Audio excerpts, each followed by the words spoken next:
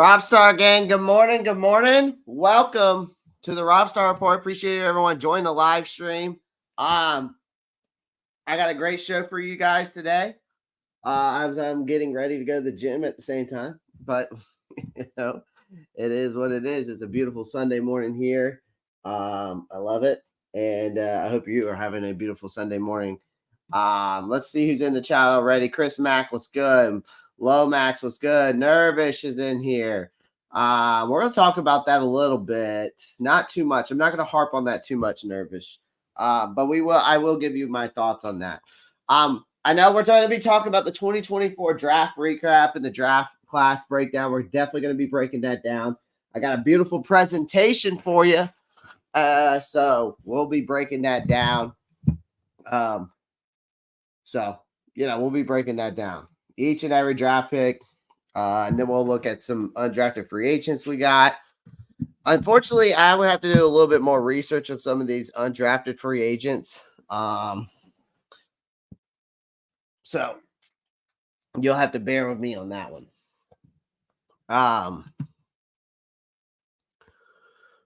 We're going to need a pass rush in a bad way next draft for sure. We didn't get a pass rusher. It's been a while since Marquise Jones has come in here and said that. It's too funny.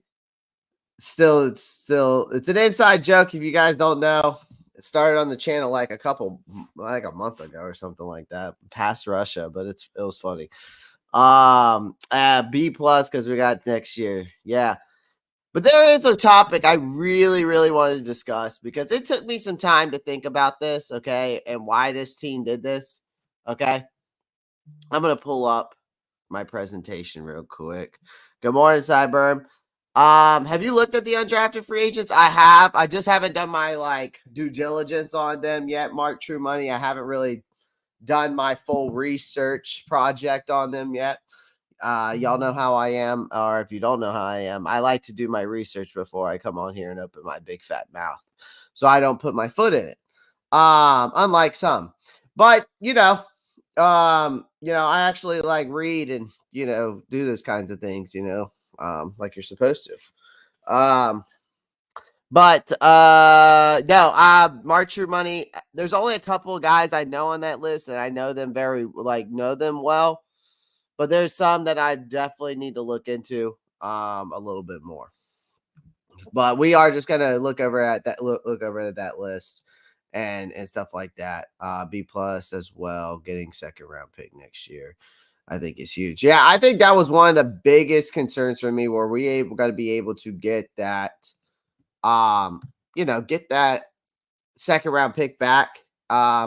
20 people are watching. Make sure you pound that like button. There's no reason why we shouldn't have 20 likes already.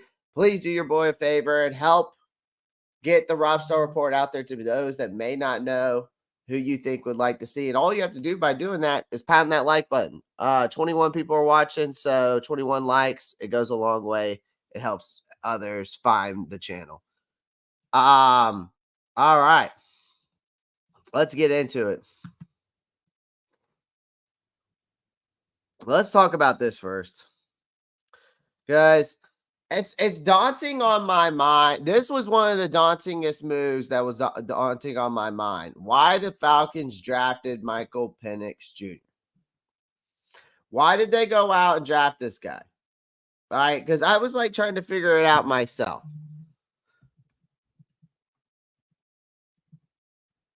When I was live, I was trolling a little bit. I was definitely trolling a little bit. I can't lie. All right. I was definitely trolling. But still from day 1 to day 3, I could not figure out as to why the Falcons would do that. They had Dallas Turner in their hands there. They had Liatu Lietu in their hands there. They need pass rushing help. So I was just very surprised by this move by the Atlanta Falcons. Okay. So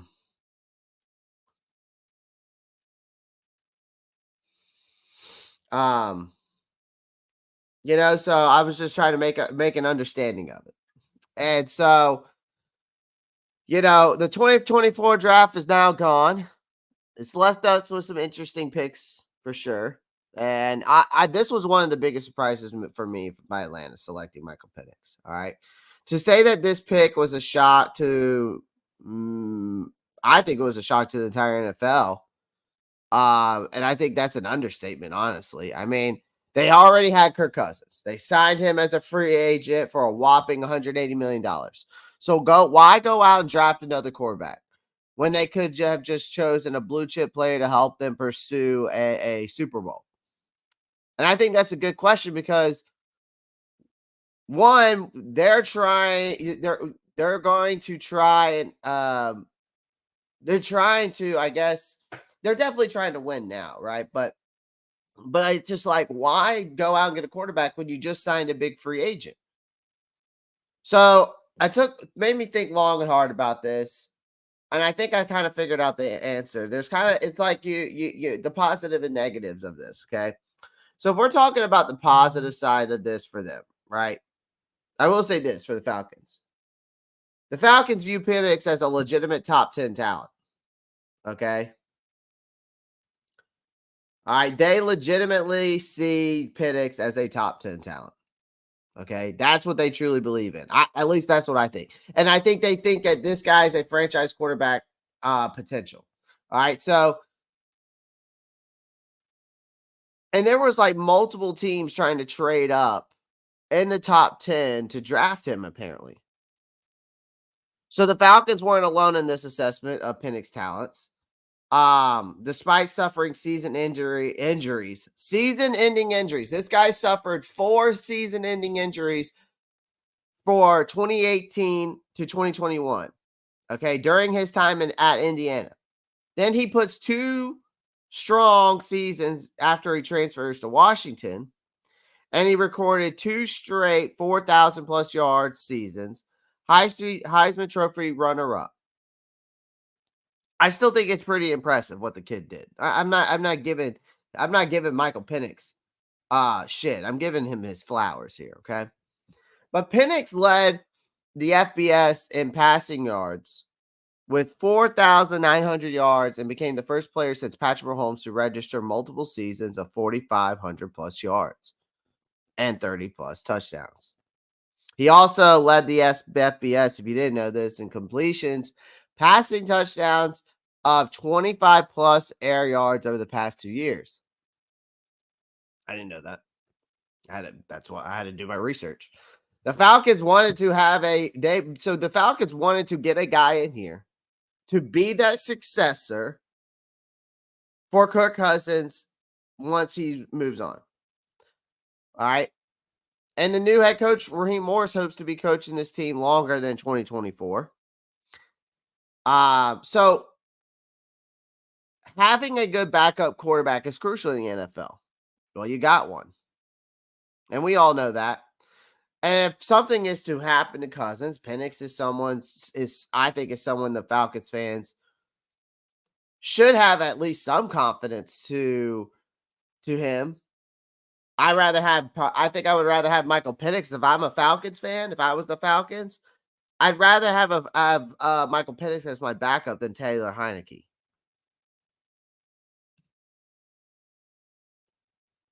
You know what I mean?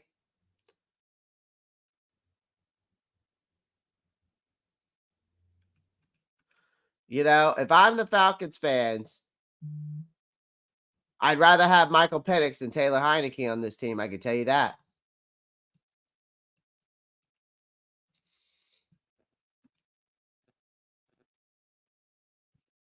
Now, another thing is,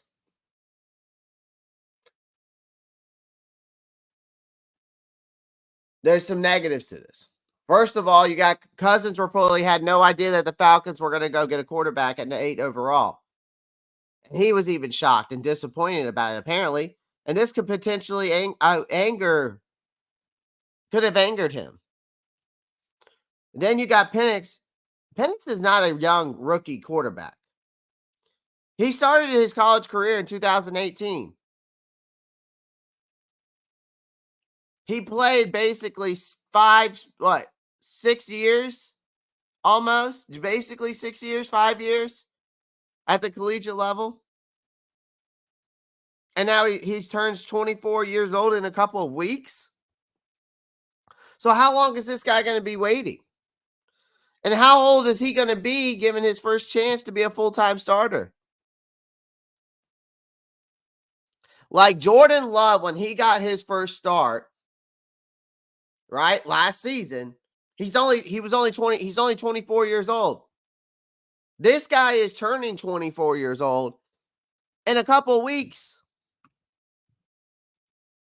That's why it does. That's part of me that didn't make sense to me because of not only his injury history, but and also the Kirk Cousins thing. But then you also are going to have him sit behind Kirk Cousins for how long? How long is Kirk Cousins going to play for? He signed a 4-year contract. So by the time, let's say Kirk Cousins plays, this guy's going to be 28 years old. You're going to tell me this guy's going to be 28 years old and get his first start? Hell no. Michael Penix will. If I was Michael Penix, after my first year sitting behind Kirk Cousins, I'd be like, listen, I got to get out of here. I know I could be a starter somewhere.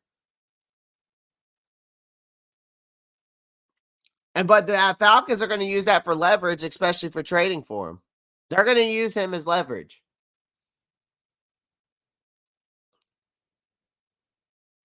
Now that they have him, I think they're going to use him as leverage.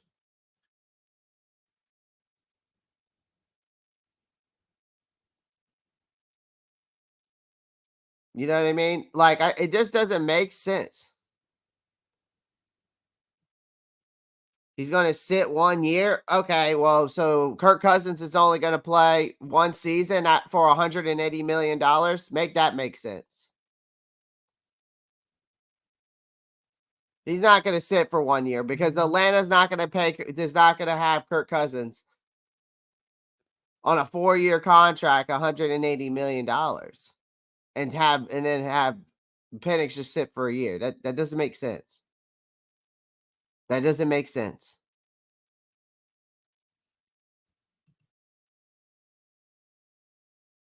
The guy's 24 years old in a couple of weeks. So, like, how long is he really going to have to wait?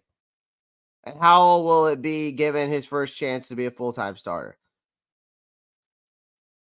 Again, Jordan Love, when he was with the Packers, for example, was 24 years old last year when he started.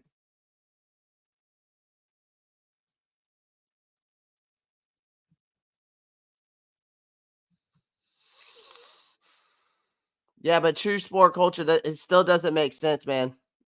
I would say 2 years. I could see 2 years more than just one. I could see him sitting behind Kirk Cousins for 2 years and then maybe he'll get there, but that's a maybe. I mean, you're spending valuable assets. The thing is that on this pick, though, you spent valuable assets on one position that's already set. And it's not always the best strategy. Because, I mean, this offseason, if you go look at the Falcons, they handed out the richest free agency contract. And then they followed it up with drafting another quarterback. I think it's a questionable move. But who knows? It could end up being a good pick in the long run. I'll give it that. It could be. But if I'm Penix, if I know I'm going to be sitting longer than that, fuck that. I'm out. I'd be out. I'd be out in a heartbeat. I'd be out in a heartbeat.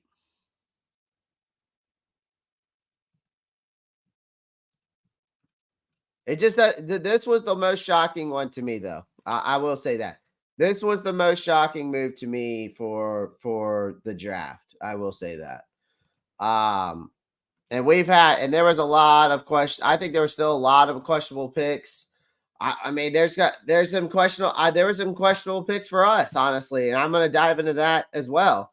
I mean, there's definitely questionable picks for us.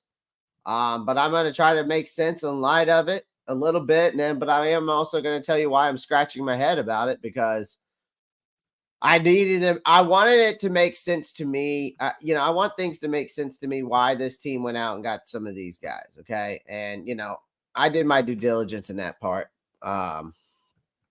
But the a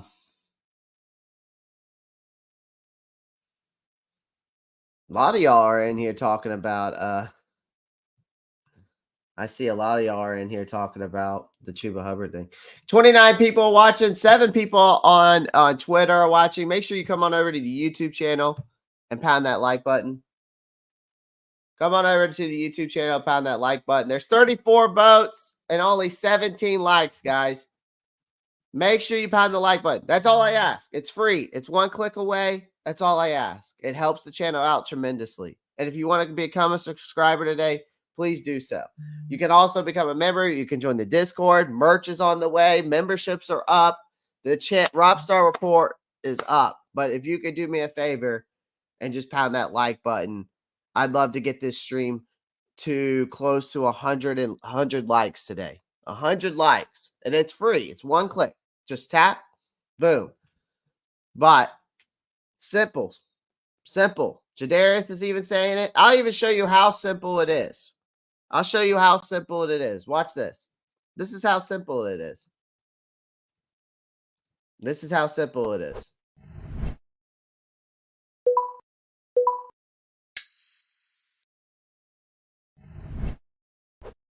That's how simple it is. It takes 3 steps. That's it. So make sure you pound the like button. I greatly appreciate it. I wanted to get the Rockstar Report out there where people may not know.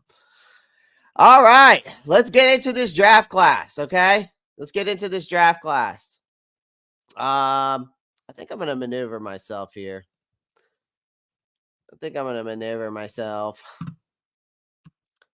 Let's go. Actually, you know what? Cancel that. This card changes. Let's move myself down here. Booyah. Is that okay? Is that good with you guys? Or would you rather, is this view good? Or would y'all rather have this view? Or let's go with, all right, how about this? For you guys, view 1, or no, let's go. View 1, view 2, view 2, or view 3. So 1, 2, or 3. Sound off in the chat real quick. View 1. Okay, view 1. This is view 1. This is view 2. This is view 3. 2. Elizabeth says 2. Cyburn says 1. Vietnam says 2. So far, 2 is winning. Guys, make sure you pound the like button. 50 people are watching. Let's go. Let's go. Let's go.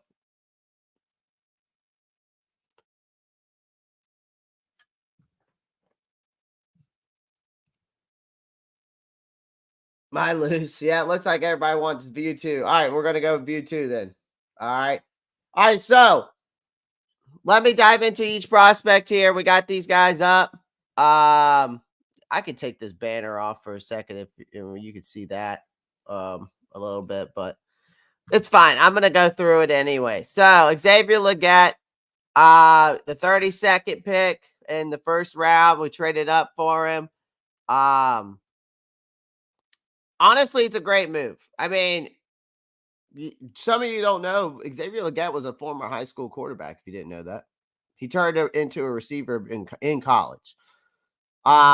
He hauled in 71 passes, over 1,200 yards, 9 touchdowns.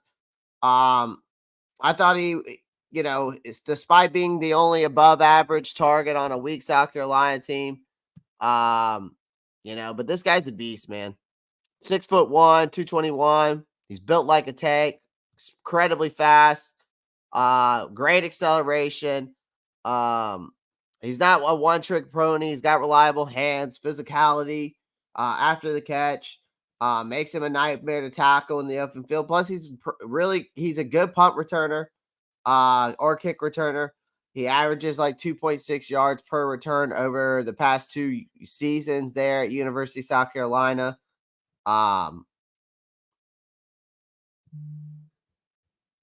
Twitter Scratch says 1. Looks like, I think 2-1. Well, I don't know. Cyburn said 1. Elizabeth said 2. It's like tied. All right. I'm not changing it now. We're already here. We're already here. What's the best thing about this guy, though? He's a downfield ball winner. That's what he is. That's exactly what we need. You know, the thing is Bryce struggled with deep passes last season, whether that's on Bryce, which I do believe that's on Bryce a little bit more than, but it doesn't help when your wide receivers aren't getting any separation. But I will say on Bryce, he definitely needs to work on his deep ball accuracy. That was one of my bugaboos about him. Okay. He only completed 22.8% of them. So he definitely needs to get better in that area. But with Legette on the team, that percentage should improve. Now, the question is, can he get the ball there? I think a lot of people are like, well, can Bryce get the ball down the field? He can. He's just got to put it in the right spot, right? So for like a guy like Legette, this is a guy that's great at hitting the high point of the balls downfield and winning the contested catches scenarios. So why? But the question is I think a lot of people are like, well, why did we trade up for him? Well, to me, it's simple. They turned around. They're trying to surround Bryce with talent. That's what this draft was about. Honestly, this was more of an offensive draft than I've ever seen. All right. He brings a lot to the table. He's a raw talent for sure. He's got a lot of tools to be a star in the NFL. And then he's coming into a situation with a new offensive line, a young rookie, basically still, a second-year quarterback, I should say. I think it was a great move. He's got the skills, the physique, the talent. I think he could be a real game changer for our team. Who knows? All right. Who knows? Maybe he could be one of the next great receivers. You never know. He sounds like Randy Moss. Hopefully he plays like him. You know, when he speaks, he sounds like Randy Moss. So hopefully he plays like him. That's what we hope. So that would be insane, right? All right, let's move on to the next guy here. Jonathan Brooks. Jonathan Brooks, the running back out of Texas. It's the number 46 pick in the second round.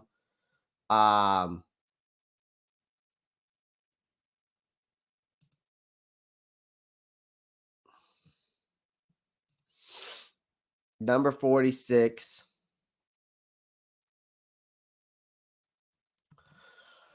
Oh,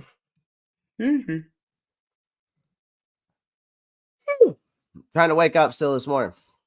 All right, let's go. So we made our 46 overall pick. They chose Jonathan Brooks. You might be wondering yourself, what's so special about Brooks? Well, for starters, he's got some serious skills. He ran for over 1,000 yards, scored 10 touchdowns before tearing his ACL back in November. Okay. But don't worry, he's already said he'll be ready for training camp. So we shall see how that turns out. What makes Brooks stand out? Well, it's his footwork. It's his elusiveness, his vision. His lower body moves like butter, and defenders just can't seem to catch him. He's got a serious burst of speed. I think he will bring some much needed energy to this Panthers offense. In fact, he's being touted as, a lot of people had this guy as the most complete running back in this entire draft. Now, it's not just about his skills that makes Brooks an excellent choice, though, guys. We can talk about what the guy can bring to the table, what he does well on the field, but he's a great guy off the field. And a lot of people say that his teammates at Texas rallied around him on that offense. All right. So he's got some severe versatility there. All right. He also caught 25 passes last season, proving he can be a valuable asset on all three downs. Now, some people might argue that drafting a running back in the second round isn't the best use of a premium pick, and I get it. But Dave Canales and the Panthers offensive coordinators are excited about him and what he brings to the table and what he's going to do to this team. We had a revamped offensive line that's designed, right? The scheme is designed to create holes for the run game. Explosive running back like Brooks, there's no telling what kind of damage he can do. I think he's going to be a third down guy at first. I still think Chuba's going to get the start, but I think I could see Jonathan Brooks taking that over sooner rather than later. Now, again, I'm sure that you are wondering why this pick is. Okay, why did they go out and get this guy? Okay. And that's a debate and dilemma, I think, from this draft. And there's no draft without a fair share of head scratchers. Okay. So the Brooks, for example, sure, he's got talent for days, but with Hubbard and Sanders already in the mix, I get it that why some folks are wondering if there's enough balls to go around. I think he's going to be the third down back. And I think they're just going to rotate these guys. Okay. I think they're just going to rotate these guys. So 65 people watching, 54 on YouTube, 11 on Twitter. Make sure you go pound the like button. That's all I ask. All right, let's move on. But I get why you're head scratching on this a little bit. All right. Trevon Wallace. Trevon Wallace, linebacker out of University of Kentucky. Pick number 72. Third round. Okay.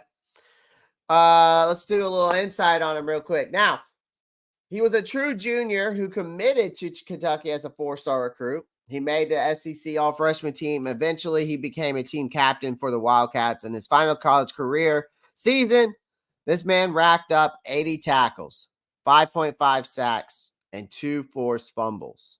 All right, as you can see there, in his final college career season. Okay. Now, this guy's an athletic freak. At the NFL Combine, he finished top 3 among the linebackers in the 40-yard dash. That's number 1. Number 2, vertical jump. And 3, the broad jump. So the guy's athletic as fuck. Okay. All right. His athleticism is stout. Got a great frame. Makes him a perfect off-ball linebacker in the modern-day NFL. And he's big enough to make an impact in the run game and enough to stay on the field on passing downs. Okay.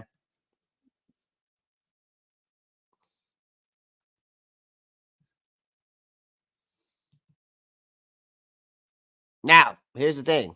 Wallace has that speed of change direction skills. He can cover grass at any at an impressive rate. He can even cover slot receivers in space and carry tight ends up the seam if needed. He's physical at the point of attack, has no fear taking on bigger linemen, tight ends in the run game. However, I will say this. He still has some holes in his game. And Wallace can be sometimes over aggressive. And sometimes chasing down, especially when it comes to chasing down tacklers. Okay. But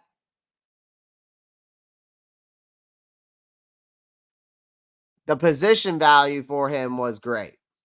Okay. The position value for him was great. So he does miss some tackles. The negatives for this guy is his ball skills. Also, that which limits him as a passing defender. So I will say this. The value of getting this guy at the position that we got, and you're selecting an off-the-ball linebacker in the early third-round pick, I know that causes some folks questions with this Panthers process, but with Wallace, should fight for snaps, I think, early on, and eventually will develop into a solid replacement after Shaq Thompson leaves. Because linebacker play and Evero's scheme, guys, you got to understand that 3-4 scheme that Evero is running, and depth is essential for that rebuild in Carolina. They still need help on the perimeter, though, and Wallace's versatility fits that scheme, and his overall ceiling is enticing to me.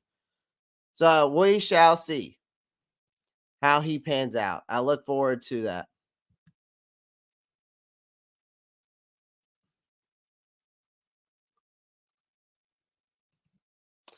Jadavion Sanders. I think this one might have been a fan favorite, honestly. This had to be a fan favorite. Sound off in the comments who your favorite pick was for the Carolina Panthers. I feel like Jadavion Sanders was a fan favorite. It's either Xavier Legette or Jadavion Sanders. I feel like for Panthers fans. My favorite, obviously, is Xavier Legette, guys. Like, I mean, that's there's no question about that.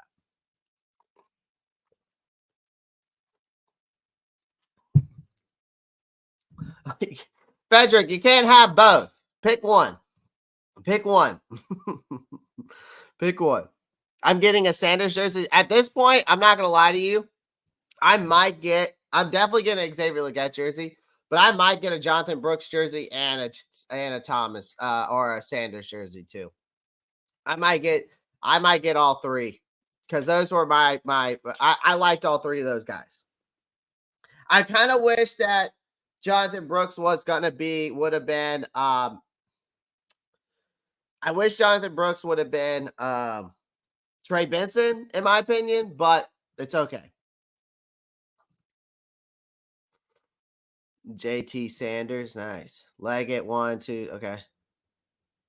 This was the steal of the draft for sure. I mean, flame for Jesus. This guy was, you know what's crazy, guys? This guy was projected a second round pick. He was almost projected a first round pick. But we got him in the fourth fucking round. It's crazy. I have to get all three jerseys. I might too, AJ. I might. I think I want to see how they play first, partly though. You know what I mean? I kind of want to see how these guys play first, but I'm still gonna get Xavier Legette no matter what. That was definitely a steal. I mean, the guy was projected. I mean, so I'll break it down for you. Let me break Sanders down real quick, okay? Because I mean, he's got some serious skills on the field. This guy was a 5-star recruit when he committed to Texas. 5 stars. So he quickly made a name for himself when he stepped on that field in Texas. Okay.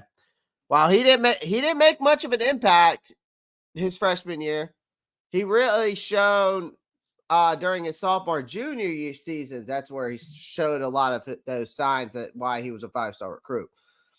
Because he set the single season reception record at Texas for tight ends during his sophomore year. He had 54 catches. And then his junior year, he caught 45 balls. He caught 45 balls for 682 yards, 2 touchdowns. So obviously, no wonder he's one of the top tight end prospects in this draft. Now, Sanders had some serious moves. He's got speed to attack defenses on all 3 levels. He's a downfield running is top notch. Plus, his hands are silky smooth. He only dropped a few passes in 2022, and then he worked real hard to improve that in his game. And was one of the 8 FBS tight ends that didn't drop a single pass in 2023. The man didn't drop a single pass last season at the University of Texas. So, of course, Sanders isn't perfect. He's got some work to do. I will say that when it comes to his footwork and route running skills. He's got plenty of time to develop those skills, especially since he's only 21 years old. Plus, he's already got an amazing 9.1. I saw this on PFF. He has a 9.13 contested catch receiving grade off of PFF, which is the best among all tight ends in this draft, by the way. So he's definitely got some serious potential. On the downside, Sanders has to tremendously work on his run blocking skills. The man is terrible at blocking. I'm sorry, he is. I don't know if it's just laziness or his hand movement and blocking is just not that good, or he's not that strong. I'm just not too sure what it is. But I will say his run blocking skills are very subpar. Okay, they're not very good. But that's okay. The Panthers are probably they're looking for him to be a weapon on the passing downs. All right. That's why you got Ian Thomas and Tommy Tremble to be the blockers, okay? But with his skills and talent, I think he's a valuable addition to this team for sure. It was a great choice for the Panthers, all right? Because he's going to slide right in. 91.3. I'm sorry, T. Thompson. 91.3 is what it was. If I said 9.13, I apologize. That PFF rating was 91.3 contested receiving grade through PFF. I apologize. All right. That's what it was. Hold on 1 second.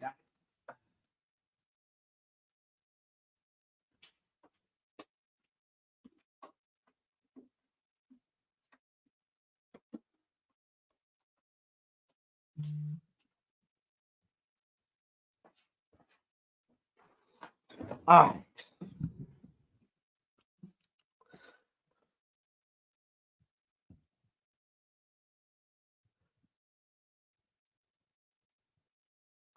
I think, Elizabeth, you might be right on that one. I think you might be right on that one.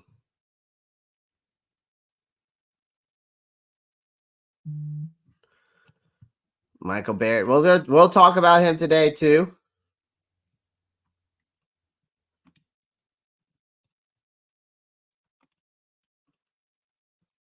Yeah. Can we get Ian Thomas out of here now, or is it going to be the one they signed recently? I don't know, man. I don't know what they're gonna do.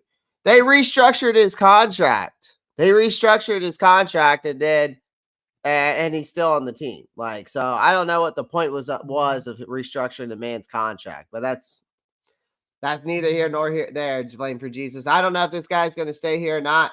They might not see any. They might move on from him. Who knows? They might keep Steven Sullivan instead, and then it might be Sullivan, Trimble, Sanders. I think they're going to keep 3 tight ends. I don't think they're going to do what they did last year, like idiot Eeyore did, which keeps like 5 tight ends, whatever it was.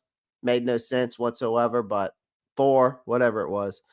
No point in that, obviously, because you didn't use them correctly. So what was the point of keeping them? All right, let's get into Mr. Chau. Mr. Chau with a 157th pick. Chau-Smith Wade, cornerback, Washington State, 5th round.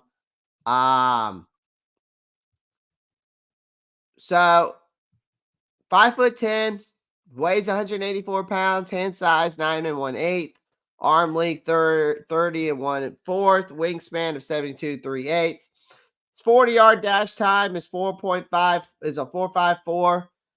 3 cone time is 7 seconds.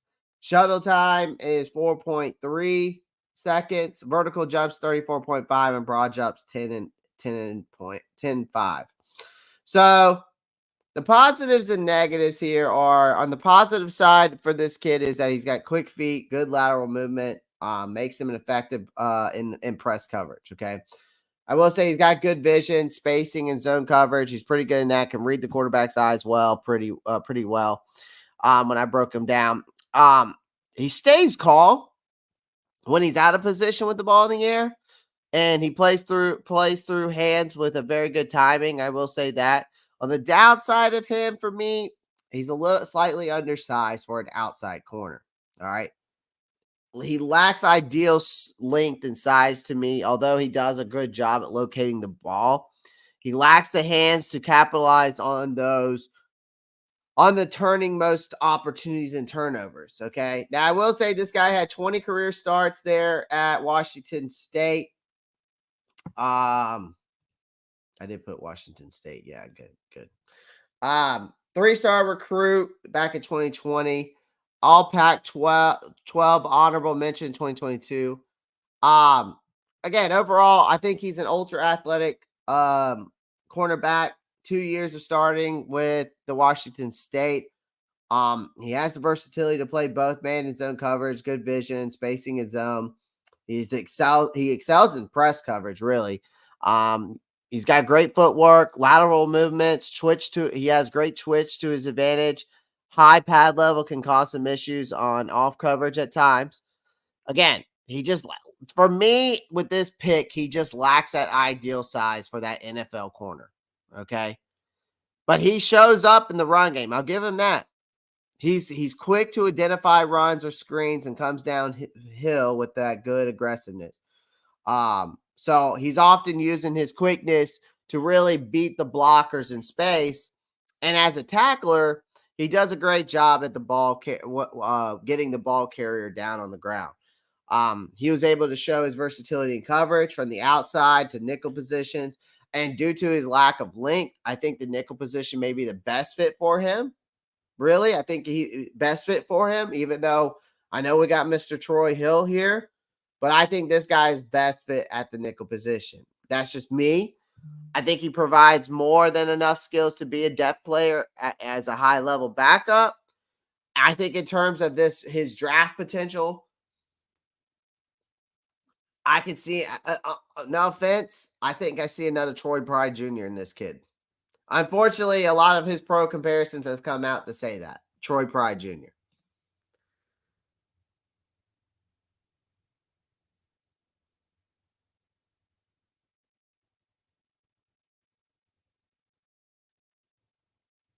I mean, that's what his pro comparison is coming out a lot when I looked at his scouting report. A lot of people are saying they remind him of Troy Pride Jr.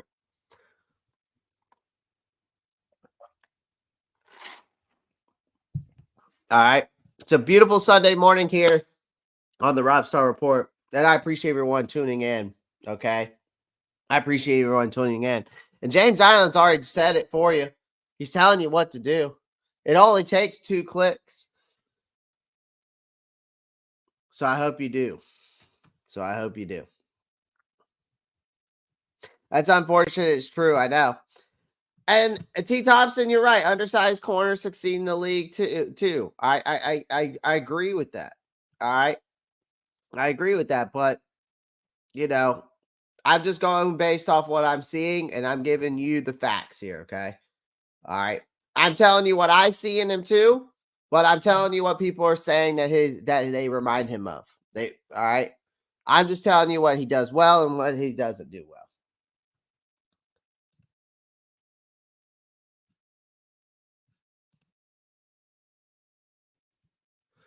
Cyburn saying 63 people watching, only 33 likes. Y'all know what to do, which means guess what? Pound that like button. I don't look for Dane during the season. You know who's coming home. Gilmore. Yeah, Gilmore's probably I think Gilmore's still in the mix, guys. I agree with playing for Jesus.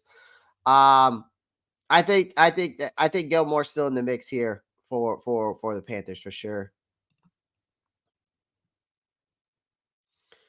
So, I definitely think that Gilmore's going to be the mix. Because Clowney's already been all over it too. So, Guys, make sure you pound the like button. I'd love to get this to over 100 likes. I would greatly appreciate that. That is the goal today. If we can reach 100 likes, if this live stream reaches 100 likes, I'll do a jersey giveaway next week.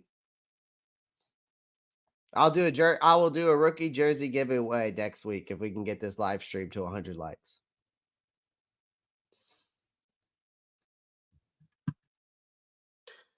And I'm not talking about the heart button on the chat. I'm talking about that thumbs up button that's right underneath draft class breakdown. That thumbs up button. We get it to 100 likes, I'll do a rookie jersey giveaway next week. I'll do a Xavier Legette jersey giveaway. And I'm not talking, again, you can smash that heart button in the chat. That's not getting the likes up. The thumbs up button is what gets the likes up.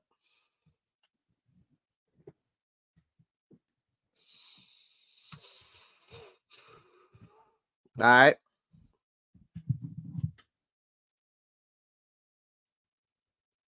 I'm going to do a lot more giveaways this season. I'll probably honestly, I might do all 3 jersey giveaways. I might do, if we did 100 likes on this one, if we continually get 100 likes on each live stream from here on out, I might do all 3 jersey giveaways.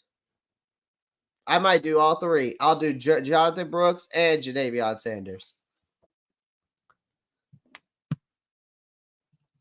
And then I'll tell you if we hit that goal in the next 3 live streams, we hit 100 likes, I'll do all 3 jerseys. I'll do all 3 jerseys. And I'm a man of my word, because Jadarius in the chat will tell you I am.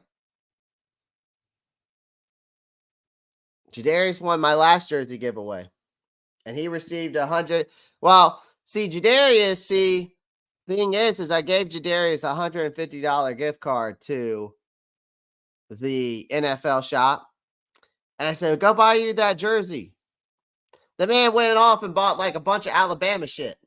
I'm like, I thought you wanted, this is a jersey giveaway. I guess I'm going to have to start buying the jerseys and stop. And I might have to just like not do the gift card things. Cause I've done a jersey giveaway before and they got their jersey. I can't remember. I did a jersey giveaway. I did a jersey giveaway last year, and I bought them the jersey and sent it to them. I think it was a JC Horn jersey, maybe. Maybe it's JC Horn. I can't remember. But I'm a man of my word. Yeah, Clay's not bullshit. See, Jadarius knows. See, I got it, bro. Yeah, that's what I'm saying. Cyber, he went out and I bought him a gift card, and the man went out and bought the man went out and bought Bama shit, Alabama stuff. So I guess I can't rely on Jadarius to go get a freaking jersey. He was like, yeah, well, he wanted to get in the giveaway, so he did. He goes, I bought a bunch of damn Alabama shit. I'm like, what the fuck? All right. So I guess I can't do the gift cards anymore, but we'll do gift card giveaways. I've done like Amazon gift card giveaways. I'll even do and I think this season I'm going to do some more giveaways, like some big ones. We're going to do some small ones too. Like, Chick-fil-A, I know everybody in this chat loves Chick-fil-A, right? I mean, we all love Chick-fil-A here, right? Like, that's got to be number one on this chat, right? Yeah, Jadarius is like Roll Tide. We promote the Panthers, not Alabama. Yeah, but Jadarius is a Bama fan. I get it. Yeah, see, Cybern's like, yeah, I love Chick-fil-A. So, even we'll do some fun food giveaways. We'll do some Amazon gift cards. I mean, I'm gonna do a bunch of stuff. Y'all continue to support, and I'll be able to do more stuff like that. The more y'all support, the more I can do. All right, the more I can do. But we need the Carolina Panthers to win. That's one thing we do need. We need this team to win. You got to have one team that wins. Unfortunately, I don't have any football teams that win very often.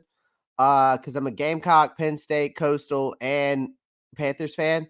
Now, Penn State, they win some football games. I'll give them that. They're 10-9 win season team every year right now. So I'll take that.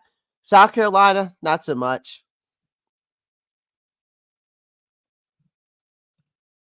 Yeah, Clay, just start giving jerseys away to real Panthers fans. T-Thompson trolling. James with the $199.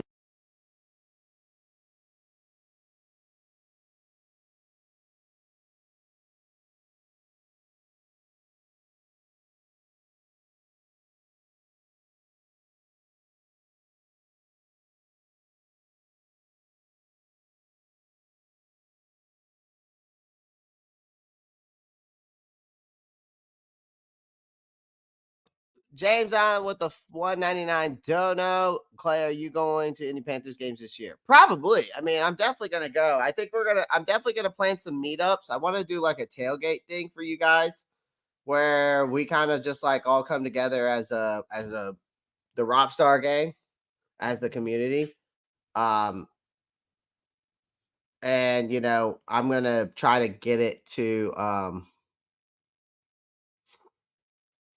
I'm gonna try to do a tailgate spot this year and have a giant meetup. So if everybody wants to, I might try to see if everybody wants to get in on that, and I'll set it up, and and obviously if we all throw in, we can do that. We got the best route runner in the undrafted. Coker's coming in. Yeah, Coker looks good, man. I'm gonna have to do a full breakdown on him another day. Full kick ass because that's needed. The more expensive than a jersey. I'm addicted to hopium. Maybe I'll pay off this year. Mike, there's a lot to be optimistic about for sure.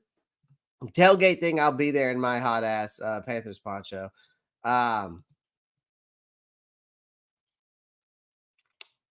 Call King with a $99 dono, $10 dono, basically. Appreciate that. That goes a long way. Wow. Thank you so much. What a beautiful Sunday morning, and y'all are blessing me with your presence and gifts and stuff like that. So I really appreciate that. That's great for coverage. Thanks. No problem. All right, let's get into Jaden Crumedy. Enough with the BS. Enough the bullshitting around, Y'all are here for the breakdown. I apologize. I got a little sidetracked. But I do like talking with you guys. So I got some stats and analysis up for you on this guy. 3 technique kind of guy. I've got some physical attributes. Impressive, 6'4", 301. Got a great hand size, arm length. Really stands out with his wingspan and his measurements. Athleticism for this guy is also impressive. Just by his evidence, by his 40-yard dash time. I mean, 4.97. A guy for a defensive lineman who's 6'4", 301, one's a 4.97. I mean, for me, that's like a 9 out of 10 for an athletic score if I was giving it. Okay. He's got a nice burst off the ball. Okay. 10-yard split. A 10-yard split. He ran a 10-yard split in 1.6 seconds. That is very good and very fast for a defensive lineman his size. Okay. That, like, we look at the wide receivers, we look at the running backs, we look at the corners, we look at all these guys that run 4.39s, 4.21s, whatever the case may be, right? But y'all have to take into account for a defensive lineman running a 4.97 at 300 pounds at 6'4" and with a 10-yard split of 1.6 seconds. So very impressive measures, right? Play style, physical, high motor player, takes on the blocks, good leverage, got solid spin move. That helps him get off the blocks. That's what shows his quickness as a pass rusher. He's also able to catch guards off the balance as a penetrator on those inline games, okay? Now, there are some there's always room for improvement, right? So, Crumedy does need some improvement in some areas, okay? The problem is he often plays with his hands down by his waist. So, he's down here, okay? That allows offensive linemen to get to his chest, okay? So he also has a narrow base when taking on blocks. That can lead, okay? Listen up. I'm about to stand up. Sorry, I'm going to put my thing up here real quick. But I still got my thoughts going here. So that can lead him to struggle against the downhill blocks in the double teams, okay? He's below average length. He can also be a disadvantage as an offensive lineman.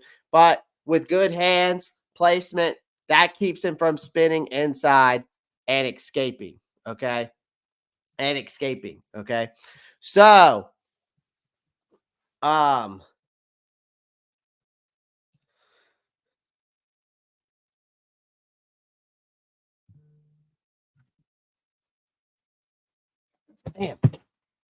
So here, in terms of stats here, Crumedy played 12 games in 2023. Total of tackles, 35, 2.5 sacks, 3.5 sacks for tackles for a loss, 2 passes deflected. He did suffer a wrist injury back in 2022 because he missed 8 games, which could be a factor in his need to use his hands more often. Overall, I would say that this guy's got the potential to be a valuable backup or rotational 3 technique in the NFL. He may be viewed as a low ceiling prospect due to his age. I mean, he'll be 24 heading into his first training camp. All right.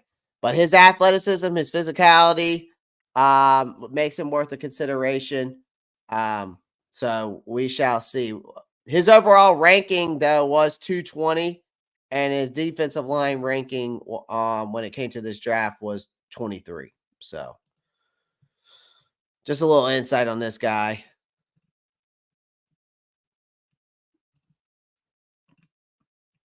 Let it be the Panthers Saints game. I'm going to look at the schedule once it's fully out there, and we'll definitely talk more about the meetup and stuff like that.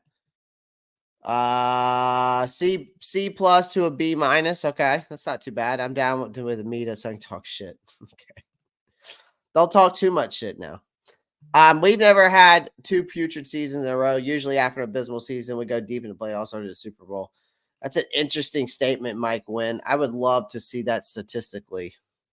Yeah, Crumedy was the only D player I thought was value at the pick, which probably that makes sense. Okay. B minus, I could see 2 starters, a fringe starter, and some deep depth pieces. My opinion could change by the season's end. Could be. We shall see. That's very nice speed. I ran a 4.3 in high school, but I'm 5'9". A lot of this draft class is older. Yeah, it is. It is. And unfortunately, you're going to see a lot more older people coming out because now they're giving out these 6-year options to guys in the NCAA, which to me makes no sense. I still believe the transfer portals killing NCAA football, and I think the NIL is killing NCAA football.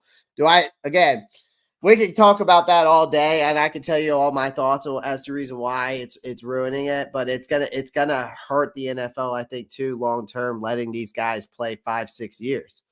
Giving them that extra eligibility. So Marcos Cash says, "Damn, you're early, Clay, today." Yes, sir. Good morning. Good morning. We've had 7 losses, losing seasons in a row under Tepper. Playing for Jesus, it's insane, man.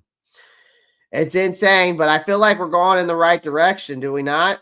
Like, chat, do we not feel like a little bit optimistic that we're going in the right direction? Just a little bit?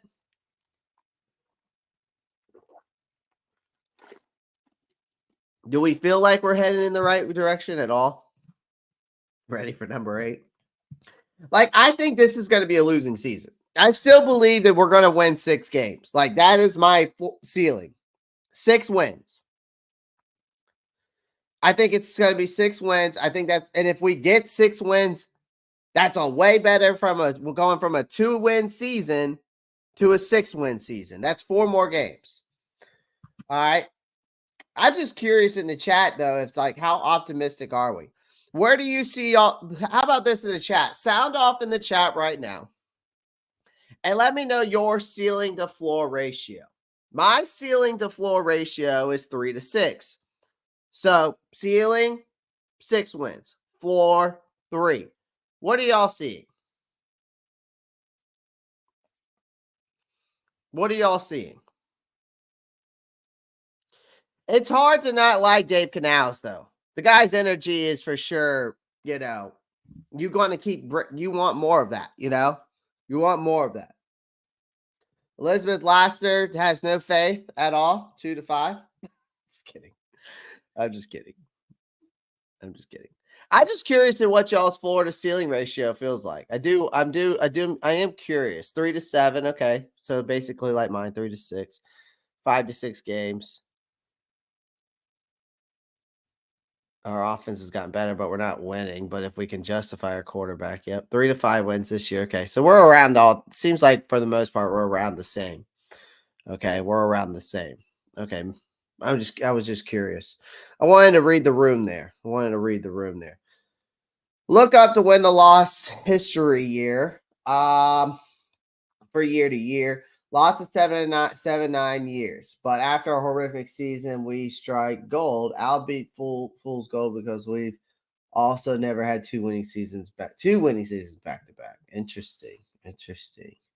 I've learned to lower my expectations. I love that. B+ draft will send in maybe 6-7 wins. Still need time. Yep, for sure. I think we do. We definitely still need time. Bryce is going to break out. So floor best 10. Okay. I learned. Hey, Elizabeth, at least you weren't the one last year. Miss Elizabeth, at least you weren't the one last year that said we were going to win 10 games on live. Okay. When I was breaking down the season last year, at least you weren't the one that said we were going to win 10 games last year, because my mouth is still dry from that crow I was eating last year. Okay. My mouth is still dry from eating that 10 saying we were going to win 10 wins. So the crow, it was really, really dry. Unfortunately, there was no seasoning. There was no, you just boiled it and I ate it, It was just, it was bad. I don't know what I saw. Maybe I just got sucked into the fact that we had no holes last year in our offense, but I was one of the ones that got suckered in, right? SLR is coming in hot with this one, saying 10-11, 11-6. Wow.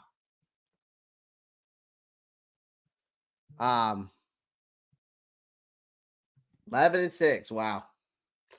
I just don't see it. I appreciate the optimism. I really do. I like it. I just don't see it. I think we need another year before we go 11-6. Yep. Hopefully meet expectation of 6-7 wins this year, unlike last year. Yep. To be honest, Clay, we lost only around 8 games by touchdown or less last year. So we wasn't really wrong for thinking that, but Yeah, but it could have been better, right? Make true money. It could have been better, right? Definitely. Definitely could have been better. It can't get much worse than last year. I will say that. Last year we had so much faith in that coaching staff call. The Avengers, right? And then we ended up getting I think we just ended up getting uh, too many fucking cooks in the kitchen, that's for sure. Learned my lesson prior years, yeah, for sure. Basically, I want us to win a few more, but um uh Clay, never say that it can always get worse. I guess so. Yeah, I guess you're right. I guess so. Basically want us to win a few more, be competitive, improve across all areas. I mean, I'm asking for this year is again, guys. All I'm asking for this year is some competitive football, and just to see improvement. That's all I'm asking for. All right, and I want to see at least a somewhat of a competent offense out there. If we can get top 15 in offense, I'll be happy. If we're top 15 in offense next year, I say that is a absolute win in my book. If we can be top 15 in offense, that's a win in my book.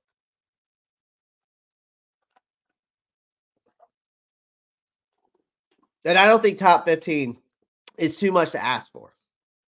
Okay. I don't think that's too much to ask for. Maybe top 20. Maybe I should try to narrow it down to top 20, but I don't think even top 15 is too much to ask for.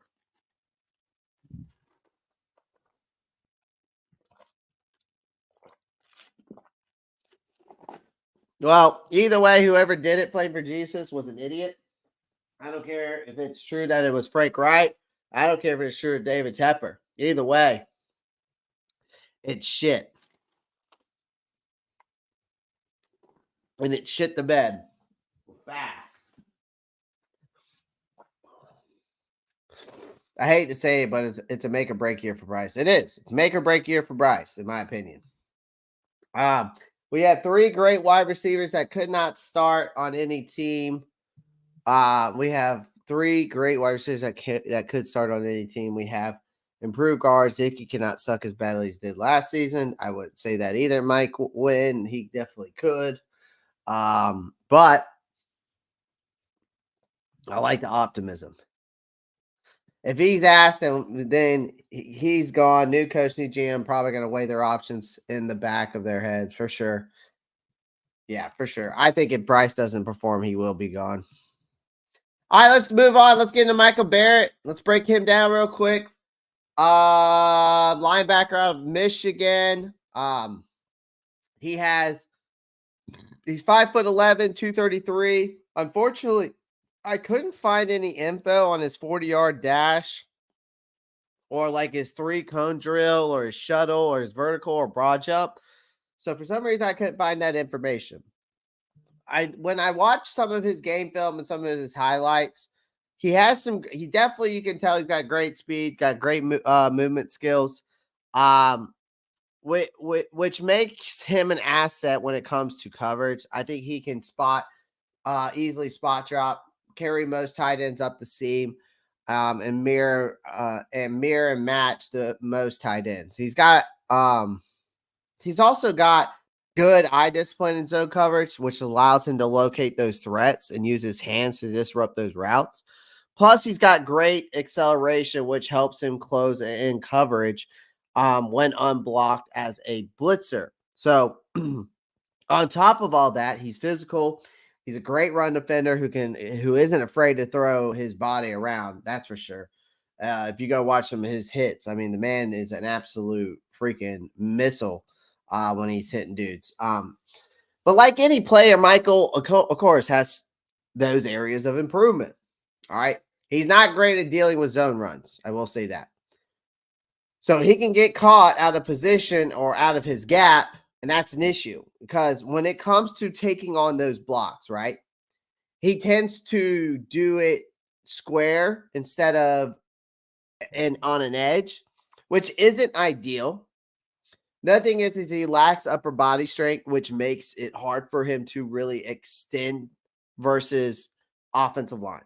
All right, so he gets stuck on those blocks, okay?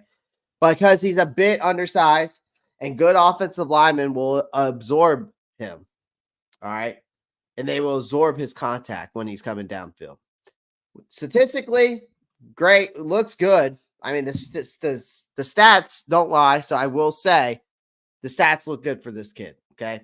Played 15 games, racked up 65 total tackles, 35 tackles for a loss, 3 sacks, 2 PDs, and 3 forced fumbles. Now, he was a 3-star recruit in that 2018 class. Overall, I would say that he is someone who could become a great special team player in the NFL. I think he's got good speed. He moves well and physical. He can make decent open field tackles. He's also played special teams during his career at Michigan. As a linebacker, I will say that the movement skills could come in handy when it comes to coverage. All right. He has shown that he can take away the tight ends in man coverage. Okay. And was very effective when playing underneath those zones. Okay. The only issue for me, again, is that he struggles against the run. All right. He doesn't have that ideal size for an NFL linebacker. Okay. He's an older prospect again. Another older prospect. He will be 25 before the end of his rookie season. Okay. Which could push him down, which probably did push him down draft boards. All right. But I think he can contribute on special teams, fill out our depth chart, that area. He could be a great backup option. Who knows? He could end up moving up. You know, these guys could always develop and become stars for all we know. All right. 4.7 40, 31. Okay. Okay.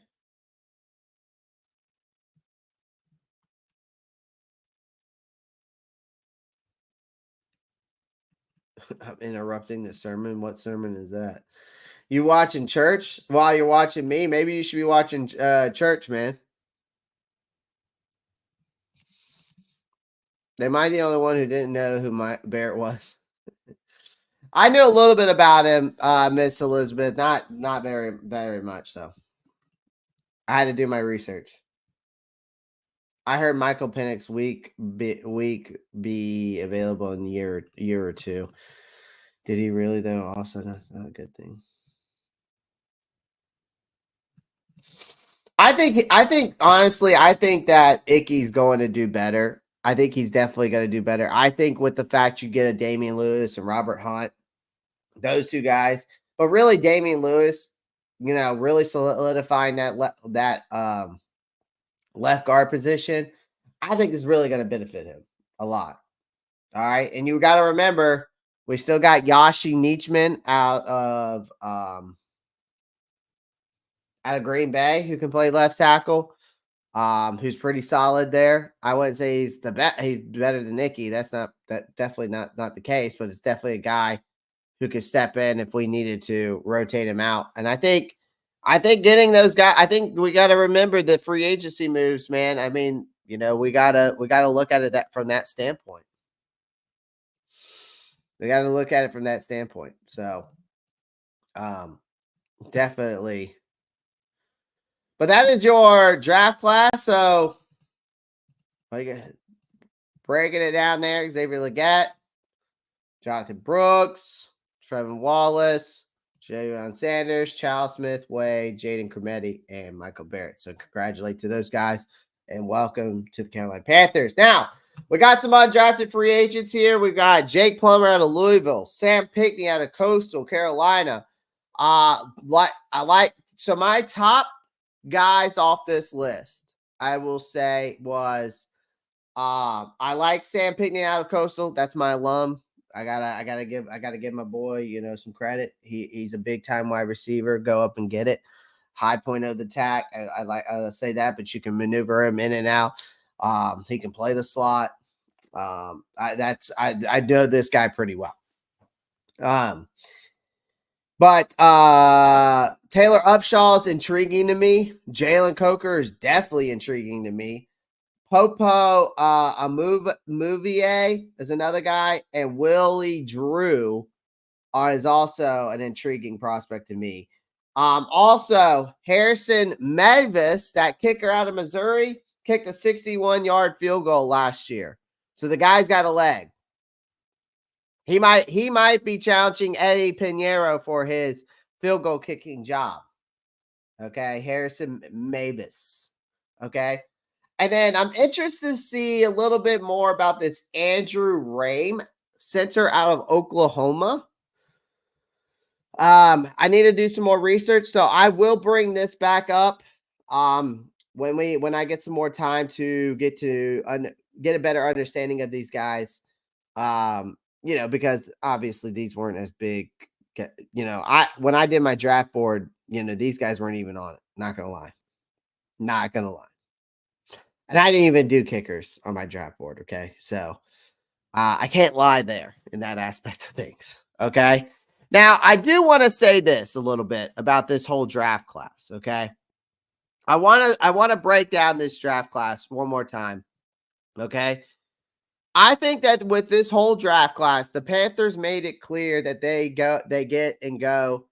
that this draft class wasn't just about giving Bryce Young a pat on the back. No, they were out, made this whole team to shine brighter than a supernova. Okay. You got to snag some playmakers to boost Young's game. That's what you got to do. That's a happy side effect of making an entire squad better. Now, we've had past mistakes. Let's address the elephant in the room. Last season, yikes. It was like watching a rom-com where the leading star, and Bryce Young, kept blindsided by plot twists left and right. Offensive line. All right, we had a record-breaking numbers of sacks. Something had to change, and then you get we get this draft class, right? Okay, you get a firepower in the early picks. Xavier Legette, all right, someone who can stretch the field. Get Jonathan Brooks, a running back, elusive. All right, and then when it couldn't get any better, they stagged and got Jadeveon Sanders, a tight end with hands. Okay, all right. Now, a lot of people have not been able to contain themselves with excitement about, getting Jadeveon Sanders, saying that he was the perfect pick for Bryce Young. I think he was a perfect pick for Dave Canales' offense. I think he's going to be perfect. All right. I think he's going to be very, very good in this offense. Okay. Now, a lot of people are saying, a lot of experts are saying that Jadeveon Sanders in this draft class. All right, let's go to Jadeveon Sanders real quick. A lot of people are saying that Jadeveon Sanders was the draft steal, despite how highly he was ranked. And then we snagged him later than expected, making him a prime catch for Young's passing game. Okay, Jonathan Brooks, sure. Running backs might be losing some value around the league, but Brooks brings a blend of power and finesse to keep defenses on their toes that you need. And you've got Xavier Legette, again, a big time playmaker. Could end up being Bryce Young's favorite new target. Who knows? And I know that that without, there's no draft, like I said earlier. There's no draft without its fair share of head scratching. You take a look at the Jonathan Brooks, for example. Sure, he's got talent for days, but you had Chuba Hubbard, you had Sanders already mixed. So I think some folks are wondering if it's going to be enough balls to go around in that run game and with the running back room. And I honestly think it's going to end up being Chuba Hubbard and Jonathan Brooks. I think that they're going to try to get away from Miles Sanders at some point. Unless Sanders just goes out there and beats Chuba Hubbard for the starting role, and then Miles Sanders gets back to his old ways, then it'll be Miles Sanders and Jonathan Brooks. It's going to be one or the other. Okay? General manager Dan Morgan basically laid out the plan. Okay? And simply just said, Jadeveon Sanders. Clay, is she saying Jadavion Sanders or Chatavion Sanders? Chatavion Sanders. Okay. If I'm not saying it right, it's all good. Just let me know. But this offseason was obviously about from Dan Morgan's perspective. He laid it out plain and simple and said that this offseason was making Young's life easier and the team better. And with some, they did make some solid. I will say that the picks were solid on the offense and the defense. I would say maybe the best. I think the best one was definitely Trevon Wallace, but we shall see if this new crew of playmakers in the future it will look bright for us. But again, Dan Morgan came out and explains why. I think another dilemma that we're having with this whole ordeal is that why didn't they go out and go get a center? Why didn't they go out and go get a center? Okay. I think a lot of people are trying to understand why they didn't. Dan Morgan explained why they didn't select the position. Dave Canales and that was one of the first questions they asked in that press conference, and they were saying that they felt confident about Austin Corbett at center, and they mentioned that Brady Christensen has been getting some snap at center and has a lot of potential. Corbett and Christensen were previously starting guards, but now you bring in these guys like Damian Lewis and Robert Hunt. They've been pushed out of their starting positions. So the plan is to convert Corbett to center, which Corbett has more, I would probably say has probably more center experience than Christensen does. And that position's never been played. He's never played, and Corbett's never played the center position in a regular season game. But apparently Corbett seems ready for the transition. He's been preparing for it. It seems that the Panthers are confident about that current center option, but are always looking to improve the roster. It'll be interesting to see how Corbett and Christensen transition if that's the way they go. I'm interested to see how that pans out. I'm interested to see how the center position pans out. So that was one thing I just didn't get, why we didn't go out and get a center in the draft when you had plenty there. I